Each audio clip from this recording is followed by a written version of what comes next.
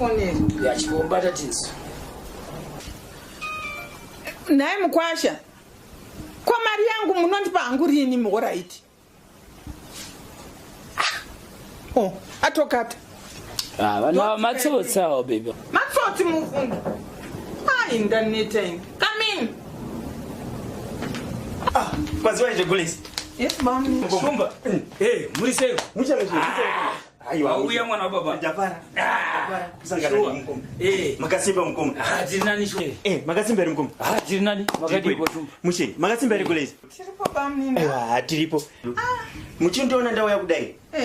Datizve tiite meeting nemunhu yavo mastenzi uya. Auye ari genuine zvisingaiti. Ari genuine mune shoyi. Munhu iye ari straight zvisingaite zvoti zvinhu zvake zvakarongeka. Inini wedu uya anditambudza mufungi. Kana mari yangu kuchandipa kana kundiratidza kana kuti papi. Kutoti pererwa chaiko. Pane message yabva yapinda. Abva texta message hanzi ndatosvika. Wo. Mungauyi. Pamwe zvingatondiitirawo zvakanaka. Come in.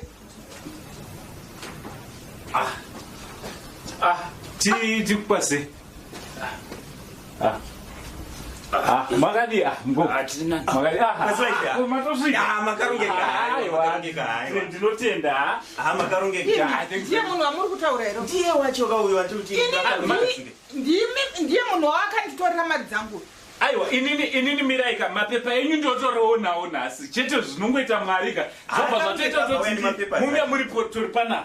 Zvinhu zvakatorongeka musato mukoma rai totanga nemimi manditi. Zvenyu manje.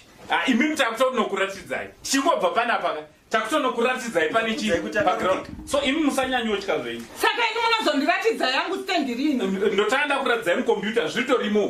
Mukombiyuta ndo stand yangu here Mukwasha. Aiwa musatya ndezvekuitisana naro. Zvese zviritorimo imomo. Zviritorimo mukombiyuta imomo. Mune makore mangani kwenyu mandipa matora mari yangu panini? Process. Zvinhu zvine zviri process zvichiitwa padiki nepadiki. Aya ndo anonzi maland baronza. Ndo vanhu vari kubira vanhu mari ava. Zvira proof. Chidzosera vanhu mari kana mukoma ndisi. Wangu ndatidzosera vanhu mari yavo saka kunakira. Aiwa mukoma ndo panditi zvoda kuti titaura. Ndatidzosera vanhu mari. Nditaure chokwadi. Ndinototumwa mukoma ndisi. Unotumwa nani? Mukoma ndinorawa.